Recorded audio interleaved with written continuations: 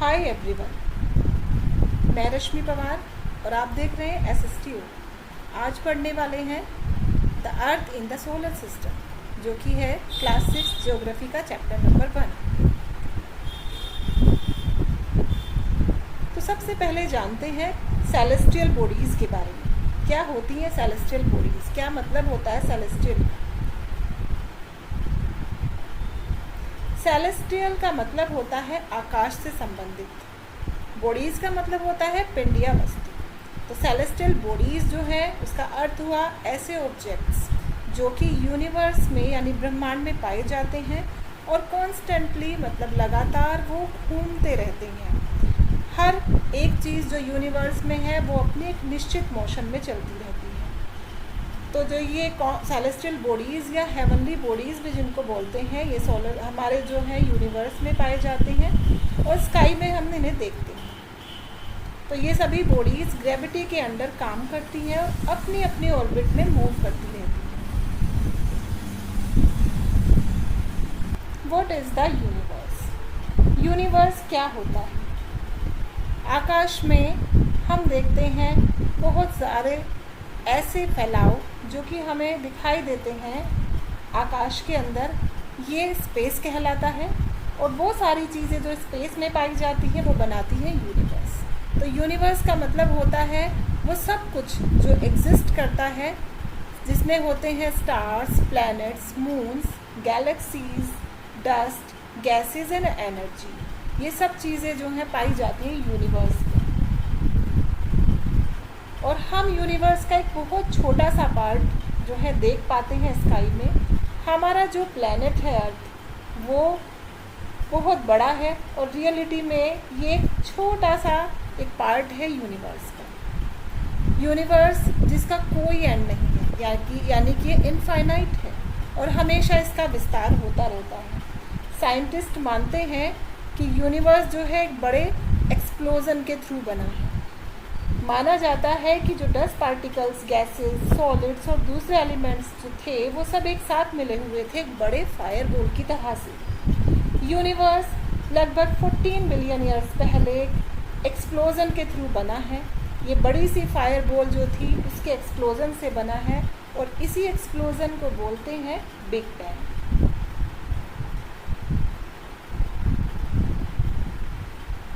Stars यानी कि तारे। व्हाट आर स्टार्स, क्या होते हैं तारे। स्टार्स होते हैं एक बहुत बड़ी बॉल की तरह से जो कि बनी होती है हॉट गैसेस से, mostly hydrogen and helium gases से। ये एक चमकती हुई बॉल्स होती है गैसेस की। इनकी खुद की लाइट और हीट होती है और सन जो है अर्थ के सबसे नज़दीकी एक तारा ही है। तारे क्योंकि हमसे बहुत दूर हैं इसलिए हमें बहुत छोटे दिखाई देते हैं। बहुत दूर होने की वजह से ये बहुत हमें छोटे छोटे दिखाई देते हैं और काफ़ी दूर है इसी वजह से ये छोटे और ट्विंकलिंग हमें दिखाई देते हैं। और ये ट्विंकलिंग जो है ये बनती है अर्थ के एटमॉस्फेयर के कारण। Main features of stars. Stars यानी तारों की विशेषताएं क्या होती हैं। ये सेल्फ ल्यूमिनियस यानी कि खुद से चमकते हैं, यानी कि इनकी अपनी खुद की लाइट होती है, अपनी खुद की ऊष्मा एनर्जी होती है, इसीलिए हम इनको रात में आसमान में देख पाते हैं। मेनली बने होते हैं हाइड्रोजन एंड हीलियम गैसेस से। इनके अंदर न्यूक्लियर रिएक्शंस होते रहते हैं जिससे कि एनर्जी क्रिएट होती है। किसी भी स्टार का जो कोर होता है वो मिलियंस ऑफ डिग्रीज हॉट हो सकता है। सन सरफेस टेम्परेचर ही लगभग 5500 डिग्री सेल्सियस है और कोर जो है वो तो है 1500 मिलियन डिग्री सेल्सियस तक उसका टेम्परेचर। कुछ स्टार्स जो है वो सन जैसे ही हैं और कुछ तो उससे कहीं ज़्यादा बड़े हैं। बड़े बड़े जो स्टार्स होते हैं उनको जायंट्स या सुपर जायंट्स के नाम से पुकारते हैं। स्टार्स का कलर अलग अलग हो सकता है, क्यों? उनके टेम्परेचर की वजह से।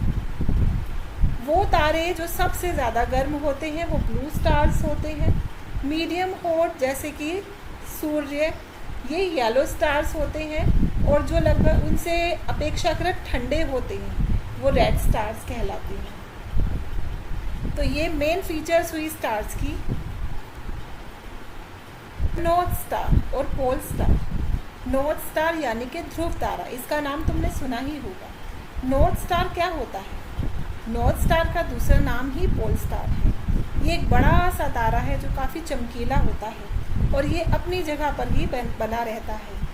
डायरेक्टली नॉर्थ पोल के ऊपर ये दिखाई देता है और हिंदी में इसे ध्रुव तारा के नाम से जानते हैं। ये एक स्पेशल स्टार है जो हमेशा उत्तर दिशा में ही दिखाई देता है। नॉर्थ स्टार एक ही जगह पर फिक्स दिखता है और इसीलिए क्योंकि ये अर्थ के नॉर्थ एक्सिस के बिल्कुल लाइन में होता है, इसीलिए ये नॉर्थ पोल पर ही दिखाई देता है। पुराने टाइम में, पुराने ज़माने के जो ट्रैवलर्स होते थे वो या फिर जो सेलर्स होते हैं वो स्टार का यूज़ करते थे नॉर्थ डायरेक्शन का पता करने के लिए। आज भी अगर रात में आप नॉर्थ स्टार को देखोगे तो आपको पता चलेगा कि ये जो है उत्तर दिशा में ही दिखाई देता है, यानी कि आप उत्तर दिशा का पता लगा सकेंगे नॉर्थ स्टार यानी ध्रुव तारे के जरिए। सन, अवर नियरेस्ट स्टार, हमारा सबसे नज़दीकी सितारा, सबसे नज़दीकी स्टार है सन। सन क्या है? सन एक स्टार है और सबसे करीब है हमारी अर्थ की और इसीलिए सबसे ज़्यादा इम्पोर्टेंट है, यानी कि हमारे लिए वो एक सबसे मेन सोर्स ऑफ एनर्जी है। ये देता है light, heat and energy. Life possible ही अर्थ के ऊपर इसलिए है क्योंकि सन है, सूर्य है, इसकी खुद की अपनी एनर्जी होती है, खुद की अपनी लाइट होती है जो ये प्रोड्यूस करता है, जिसकी वजह से हम देख पाते हैं दिन में लाइट। तो स्टार्स जो होते हैं वो बने होते हैं हॉट गैसेस से और अपनी ही लाइट वो उनकी अपनी होती है जो आती है उनसे। सन भी एक स्टार है और हमारे लिए हमारा सबसे मेन स्टार है जो सबसे नज़दीक भी है हमारे। स्टार्स अलग अलग कलर्स में, अलग अलग साइजेस में होते हैं। ये बहुत दूर होते हैं हमसे, इसीलिए बहुत छोटे भी दिखाई देते हैं। ये टिमटिमाते हैं अर्थ के एटमॉस्फेयर की वजह से। तो सन एक स्टार है, लाइट देता है और सोलर सिस्टम का सबसे बड़ा ऑब्जेक्ट है। एनर्जी का सोर्स इसका हाइड्रोजन फ्यूज़न है जिससे एनर्जी निकलती है और इसका जो डिस्टेंस है अर्थ से वो है लगभग 15 करोड़ के आसपास। लाइफ के लिए ज़रूरी है, बिना सूरज के लाइफ मुश्किल है हमारे लिए।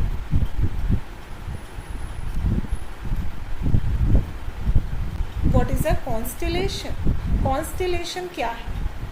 कॉन्स्टेलेशन का अर्थ है एक group of stars, a group of stars that appear to form a particular pattern और shape.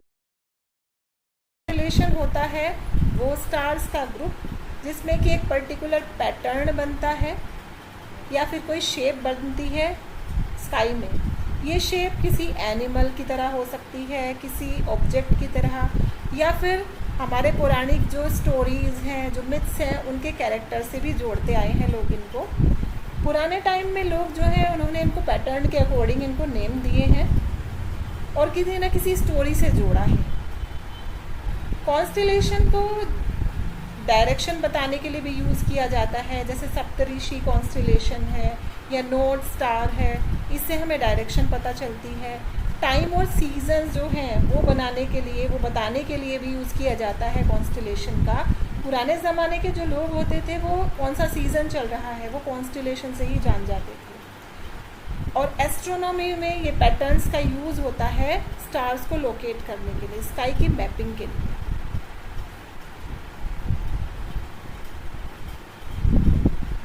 Important features of constellations. Constellations की फीचर्स क्या होती हैं? स्टार्स जो कॉन्स्टेलेशन में होते हैं वो रियली एक दूसरे के इतने पास नहीं होता जितना हमें लगता है। वो केवल पास दिखाई देते हैं जब हम उन्हें अर्थ से देखते हैं, क्योंकि हम उन्हें बहुत दूर से देख रहे होते हैं। कॉन्स्टेलेशन मूव नहीं करते हैं, बल्कि हमें ऐसा इसलिए लगता है क्योंकि हमारी अर्थ मूव करती है। अर्थ की रोटेशन के चलते हमें लगता है कि वो मूव कर रहे हैं नाइट स्काई। डिफरेंट कॉन्स्टेलेशंस दिखाई देती हैं डिफरेंट सीजन्स में। कुछ होती हैं जो विंटर्स में दिखाई देती हैं और कुछ होती हैं जो समर्स में दिखाई देती हैं।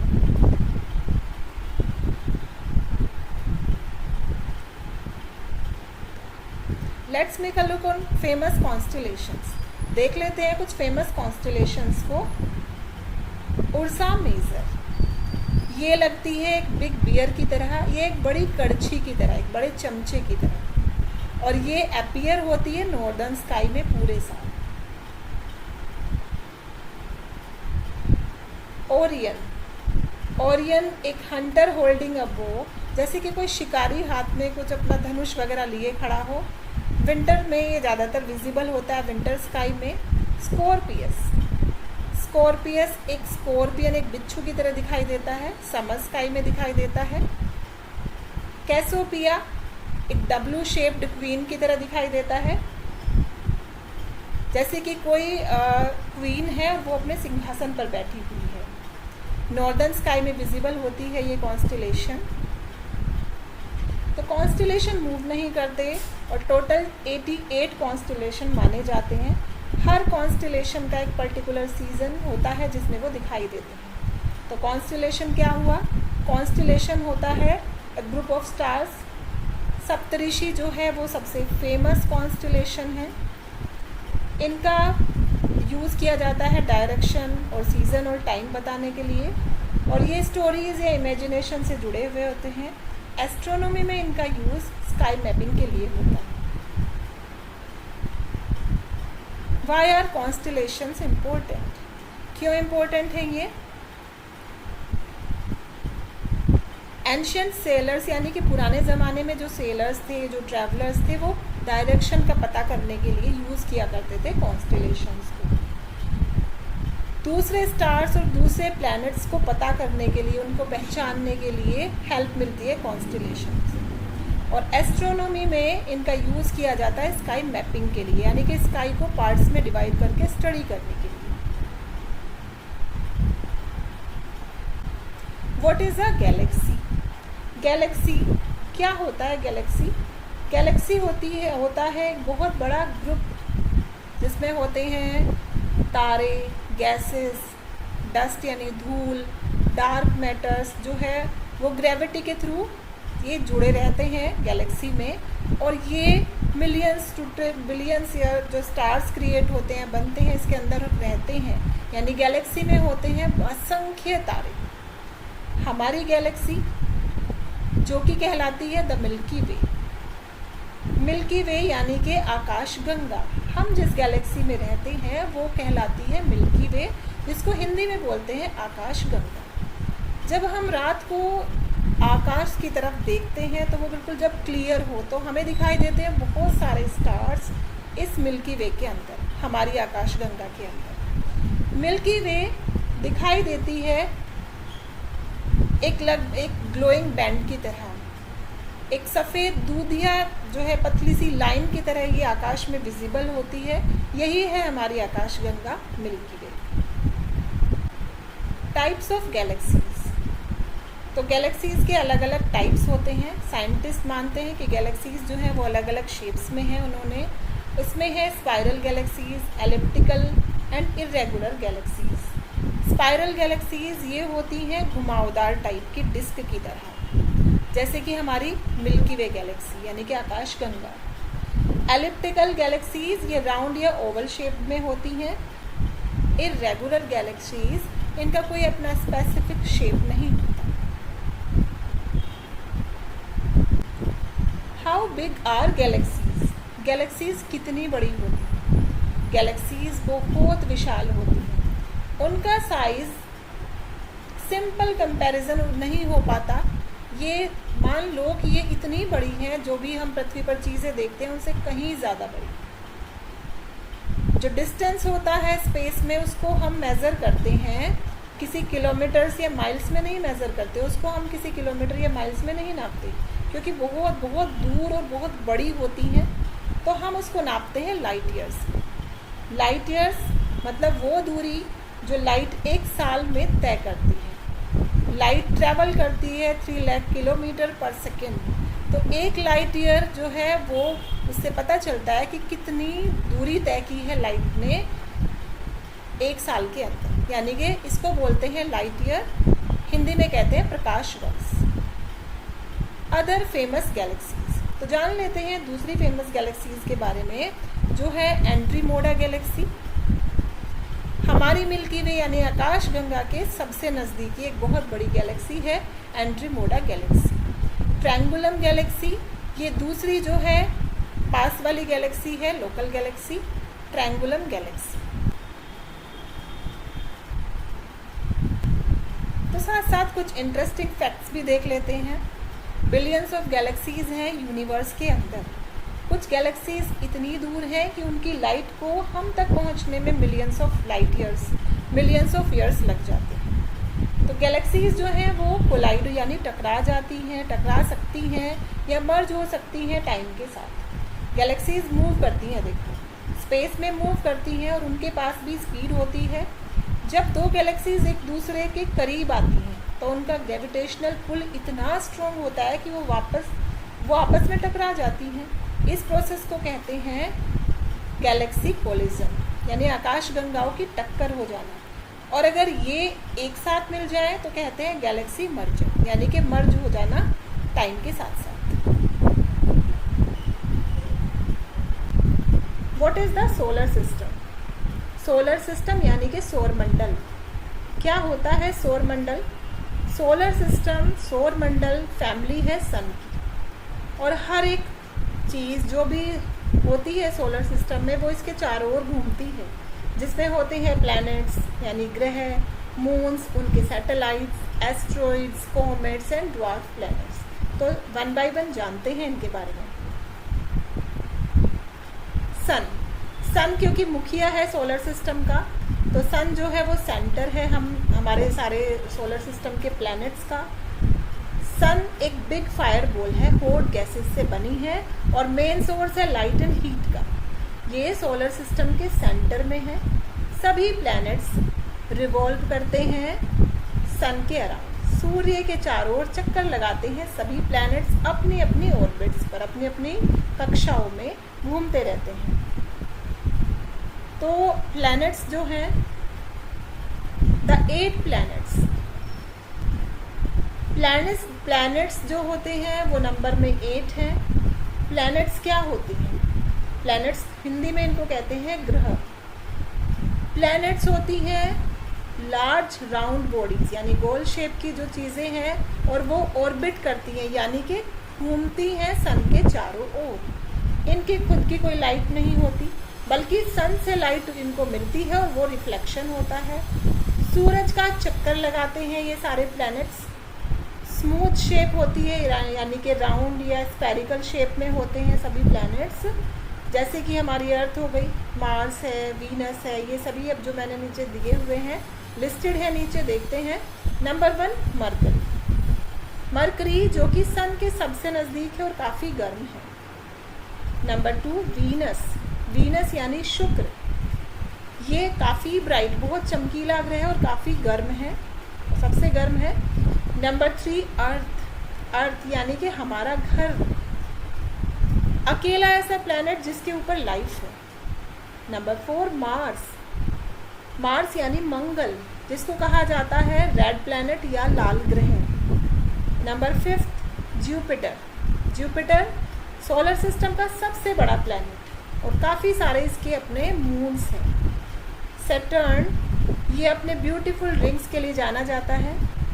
Uranus spines on it's side, यानी कि ये अपनी साइड में थोड़ा झुका हुआ है, स्पिन हुआ है और इसके ऊपर कुछ फेक रिंग्स बने हुए हैं। नंबर 8 नेपच्यून फारदरेस्ट फ्रॉम द सन, यानी कि सन से सबसे दूर वाला ग्रह है और इसका कलर विजिबल होता है ब्लू।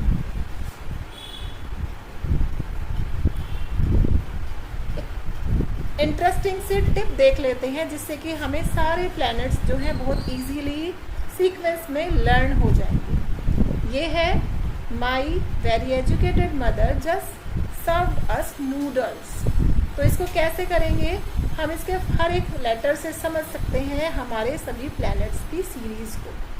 देखो M यानी कि मरकरी, V वीनस, E हमारी अर्थ, M Mars, J Jupiter, S Saturn, U Uranus, and Neptune. फिर से देखते हैं, my very educated mother just served us noodles. फिर से देखते हैं, my very educated mother just served us noodles. तो ये एक ऐसी ट्रिक है जिससे तुम्हें हमेशा याद रहेगा इन प्लैनेट्स के सीरीज में। Other members of the solar system, solar system में प्लैनेट्स के अलावा भी काफ़ी ऑब्जेक्ट्स पाए जाते हैं। मून, मून यानी कि चंद्रमा, ये नेचुरल सैटेलाइट है जो कि किसी भी प्लैनेट के चारों ओर घूमते हैं। हर एक, ज़्यादातर मोस्टली जो प्लैनेट्स हैं उनके अपने मून्स होते हैं। अर्थ का भी अपना एक मून है।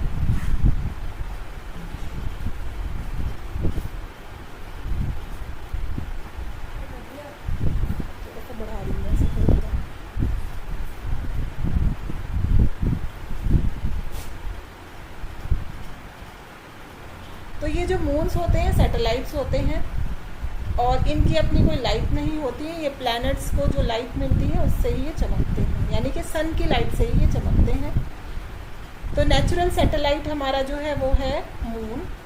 आर्टिफिशियल सैटेलाइट्स भी होते हैं जो मैन मेड होते हैं और स्पेस में साइंटिस्ट उनको भेजते हैं। तो मून जो है, ये मून आप देख पा रहे हैं, इसको लगते हैं 27 डेज अर्थ का एक चक्कर लगाने में, यानी कि ये अर्थ के चारों ओर घूमता रहता है अपनी ऑर्बिट पर, अपनी कक्षा में। तो इसके फेजेस होते हैं मून के, अलग अलग चरण होते हैं। Phases of moon, moon light नहीं देता, मून की अपनी कोई लाइट नहीं होती बल्कि सूरज की रोशनी इसको रिफ्लेक्ट करता है। तो मून अर्थ के चक्कर लगाता है और उसको कंप्लीट करता है ये 27 डेज में। फेजेस जो होते हैं इसके अलग अलग होते हैं। मून का शेप हर रात आप देखो तो अलग अलग दिखाई देता है, कभी पूरा गोल दिखता है, कभी आधा दिखाई देता है, कभी एकदम गायब हो जाता है। तो इन अलग अलग शेप्स को कहते हैं फेजेस ऑफ द मून। यहाँ पिक में आप देख पा रहे हैं, जब ये हमें नहीं दिखाई देता तो उस टाइम पर होता है न्यू मून यानी अमावस्या। नो मून होता है, उस समय पर मून नहीं दिखाई देता। उसके बाद आता है ये वैक्सिंग क्रिसेंट। वैक्सिंग क्रिसेंट मतलब ये जो है छोटा सा हिस्सा इसका चमकता है राइट साइड में। उसके बाद आता है फर्स्ट क्वार्टर। फर्स्ट क्वार्टर जब मून का आधा हिस्सा हमें दिखाई देता है राइट साइड की तरफ। वैक्सिंग गिबस, वैक्सिंग गिबस में क्या है कि ये ज़्यादा हिस्सा इसका चमक रहा होता है। नेक्स्ट आता है फुल मून यानी कि पूर्णिमा। पूर्णिमा तो सभी जानते हैं, जब चंद्रमा पूरा दिखाई देता है, बड़ा सुंदर सा लगता है, तो ये होता है फुल मून। उसके बाद आ जाता है वैक्सिंग गिबस, यानी कि अब ये घटते हुए क्रम में चलेगा। पूर्णिमा के बाद मून का अब जो चमकता हुआ हिस्सा है वो कम होने लगता है, इसको बोलते हैं वेनिंग गिबस। नेक्स्ट आता है लास्ट क्वार्टर, यानी कि मून का आधा हिस्सा ही दिखाई देता है, वो लेफ्ट साइड की तरफ दिखाई देता है। एंड ये है लास्ट में वेनिंग क्रिसेंट, यानी कि ये सिर्फ छोटा सा एक आर्क की तरह दिखाई दे रहा है लेफ्ट साइड में। तो ये होते हैं फेजेस ऑफ मून, जो कि अलग अलग दिन में हमें मून के देखने को मिलते हैं। वैक्सिंग जो है, ये वैक्सिंग वर्ड का मतलब होता है मून बढ़ रहा है, और वेनिंग का मतलब होता है कि मून घट रहा है। ऐसा इसलिए होता है कि मून जो है वो अर्थ के चक्कर लगाता है, और अर्थ और मून दोनों सूरज के आसपास घूमते हैं। जब मून और अर्थ के बीच का एंगल बदलता है तो सूरज की रोशनी मून को अलग अलग हिस्सों पर पड़ती है। इसी वजह से मून के ये शेप्स बदल करके दिखाई देते हैं, जिसको बोलते हैं फेजेस ऑफ मून्स। एक लूनर साइकिल लगभग 29.5 डेज का होता है, एंड पूर्णिमा और अमावस्या के बीच में 15 दिन का गैप होता है। एस्टेरॉइड्स, ये होते हैं रॉकी ऑब्जेक्ट्स जो पाए जाते हैं मार्स एंड जुपिटर के बीच में, और मार्स एंड जुपिटर के बीच में जो ये बेल्ट पाई जाती है इसको बोलते हैं एस्टेरॉइड बेल्ट्स। कॉमेट्स, कॉमेट्स यानी उच्छल तारा, जो कि टेल की साइड से चमकते हैं और सन के आसपास जब ये आते हैं, सन के पास आकर के ये ग्लो करते हैं सूर्य से दूरी वाली साइड में। ये दिखाई दे रहा है आपको कॉमेट्स। ड्वार्फ प्लैनेट्स, ये होते हैं छोटे प्लैनेट्स जैसे कि प्लूटो। आपने सुना है कि पहले 9 प्लैनेट्स होते थे और अब वो 8 हो गए हैं। तो ये जो प्लूटो था अब ये ड्वार्फ प्लैनेट्स की कैटेगरी में डाल दिया गया है। और ये ड्वार्फ प्लैनेट्स जो होते हैं ये ऐसे सेलेस्टियल बॉडीज़ होते हैं जो प्लैनेट्स जैसे दिखते हैं, अपनी ऑर्बिट में सन का चक्कर भी लगाते हैं, लेकिन उसने अपना ऑर्बिट क्लियर नहीं किया हुआ होता, यानी कि इसके ऑर्बिट में और भी ऑब्जेक्ट्स होते हैं। तो इन्हें ही कहते हैं बौने ग्रह या ड्वार्फ प्लैनेट्स। तो ड्वार्फ प्लैनेट्स जो है प्लूटो को निकाल दिया गया है इस कैटेगरी से। पहले 9 प्लैनेट हुआ करते थे, अब हमारे 8 प्लैनेट्स होते हैं। तो IAU ने 2006 में ड्वार्फ प्लैनेट की कैटेगरी में डाल दिया था प्लूटो को। फन फैक्ट्स, सोलर सिस्टम हमारा है 4.6 बिलियन ईयर्स ओल्ड। इतना पुराना सोलर सिस्टम हो गया है हमारा। जुपिटर इतना बड़ा है कि इसके अंदर सारे प्लैनेट समा सकते हैं। अर्थ अकेला प्लैनेट है सभी प्लैनेट्स में जो कि जहाँ पर जीवन पाया जाता है। What is earth? क्या है अर्थ? अर्थ हमारा होम प्लैनेट है। ये एक सेलेस्टियल बॉडी है जो सन के चक्कर लगाती है और अकेला ऐसा प्लैनेट है जो कि सपोर्ट करता है लाइफ, यानी कि जहाँ पर ऐसी परिस्थितियाँ हैं जो जीवन के लिए ज़रूरी हैं। अर्थ को ब्लू प्लैनेट के नाम से भी जाना जाता है और ये है 3rd प्लैनेट सोलर सिस्टम का जो कि सन से 3रे नंबर पर है। यहाँ पर काफ़ी अमाउंट में पानी पाया जाता है, इसीलिए इसको ब्लू प्लैनेट के नाम से भी जाना जाता है। और इसको बाहर से देखें तो ये ब्लू दिखाई देती है अर्थ हमारी, इसलिए इसको ब्लू प्लैनेट भी कहते हैं। शेप ऑफ अर्थ, अर्थ का आकार कैसा है? अर्थ परफेक्टली राउंड नहीं है, ये स्लाइटली फ्लैटन्ड है। पोल्स एरिया पर ये थोड़ी सी फ्लैट है और इक्वेटर के साइड पर, इक्वेटर वाले एरिया पर ये थोड़ी फूली हुई है। और इस तरह की जो शेप है अर्थ की उसको कहा जाता है जियोइड या फिर ओब्लेट स्फेरॉइड। इम्पोर्टेंट फीचर्स अर्थ की देख लेते हैं। यहाँ पर लैंड एरिया में है कॉन्टिनेंट्स, माउंटेन्स। वाटर एरिया में वाटर जो है वो पाया जाता है ओशंस में, रिवर्स में, लेक्स में। और ये है 71% अर्थ सरफेस के ऊपर। एयर यानी एटमॉस्फेयर भी यहाँ पर पाई जाता है। एटमॉस्फेयर में होती हैं गैसेस की लेयर अलग अलग जोन्स में जो कि प्रोटेक्ट करती हैं और लाइफ को सपोर्ट करती हैं हमें। लाइफ, प्लांट्स, एनिमल्स और ह्यूमन लाइफ यहाँ पर पाई जाती है। डिड यू नो, क्या तुम्हें पता है कि अर्थ जो है वो स्पेस से देखने पर ब्लू दिखाई देती है? क्यों? क्योंकि यहाँ पर वाटर है। वाटर अवेलेबिलिटी की वजह से इसको कहा जाता है ब्लू प्लैनेट। और ये अकेला ऐसा प्लैनेट, ऐसा ग्रह है सोलर सिस्टम में जिसके ऊपर जीवन है, जिसके ऊपर ऐसी परिस्थितियां हैं जिससे कि जीवन पॉसिबल हुआ। Continents and oceans. कॉन्टिनेंट्स महाद्वीप को कहते हैं, हिंदी में इसको महाद्वीप कहते हैं। ओशंस हिंदी में कहते हैं इसको महासागर। What are continents? तो कॉन्टिनेंट्स होते हैं बहुत बड़े लैंडमास अर्थ के ऊपर, यानी धरती के बड़े बड़े भूभाग जो कि होते हैं कॉन्टिनेंट्स। और ये है नंबर में 7। Asia, Africa, North America, South America, Antarctica, Europe and Australia. Earth के ऊपर 5 मेजर ओशंस पाए जाते हैं। ओशंस क्या होते हैं? ओशंस यानी महासागर होते हैं, बहुत बड़ी जो वाटर बॉडीज़ होती हैं अर्थ के ऊपर। ये है Pacific Ocean, Atlantic Ocean, Indian Ocean यानी हिंद महासागर, Southern Ocean and Arctic Ocean. Earth's movement. Earth जो है वो मूवमेंट करती रहती है 2 तरीके से, रोटेशन करती है, रेवोल्यूशन करती है। अब रोटेशन क्या होता है? रोटेशन होता है उसका अपनी ही एक्सिस पर घूमना, अपनी ही धुरी पर घूमना। अर्थ अपनी एक्सिस पर घूमती है जिसमें उसको लगते हैं 24 आवर्स और जिसकी वजह से बनते हैं डेज एंड नाइट्स। रात और दिन बनने का कारण क्या हुआ? रोटेशन, उसका अपनी ही एक्सिस पर घूमना। रेवोल्यूशन, सेकेंड मूवमेंट अर्थ का, इसका मतलब है कि अर्थ जो है सन के भी चारों ओर चक्कर लगा रही है। वो अपनी धुरी पर, अपनी एक्सिस पर तो घूम ही रही है, साथ साथ अपने ऑर्बिट में जो है वो सन के भी चक्कर लगाती है। और इसमें इसको लग जाते हैं 365 1/4 डेज, जिससे बनते हैं सीजन्स, मौसम बनते हैं। यानी कि 365 दिन के लगभग ये एक चक्कर पूरा कर लेती है सूरज का, और जिसकी वजह से सीज़न बनते हैं। दिन और रात बनने का क्या कारण है? रोटेशन। और सीजन्स का क्या रीज़न है? सीजन्स का है रेवोल्यूशन।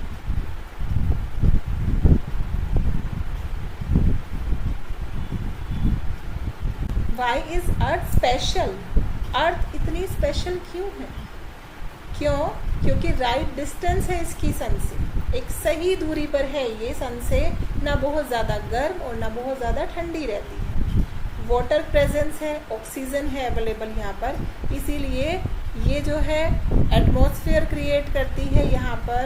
और ये एटमॉस्फेयर प्रोटेक्टिव होता है, जिससे कि हार्मफुल रेज अर्थ पर नहीं आ पाती है। ओजोन लेयर जो है वो रोकती है अर्थ पर सन की अल्ट्रावायलेट रेज को यहाँ अर्थ के एटमॉस्फेयर में आने से। तो इसीलिए अर्थ इतनी स्पेशल है। फैक्ट्स: अर्थ की एज है लगभग 4.5 बिलियन ईयर्स। अर्थ एक अकेला नेचुरल सैटेलाइट उसका है, जो कि है मून यानी कि चंद्रमा। डीपेस्ट पॉइंट जो है अर्थ का, सबसे गहरा जो बिंदु है वो है मैरियाना ट्रेंच, जो है पैसिफिक ओशन में। तो आज के लिए बस इतना ही। अगर आपको वीडियो पसंद आया हो तो लाइक ज़रूर करना, कमेंट में बताना कि अगला टॉपिक कौन सा चाहिए, और SST और को सब्सक्राइब करना ना भूलना।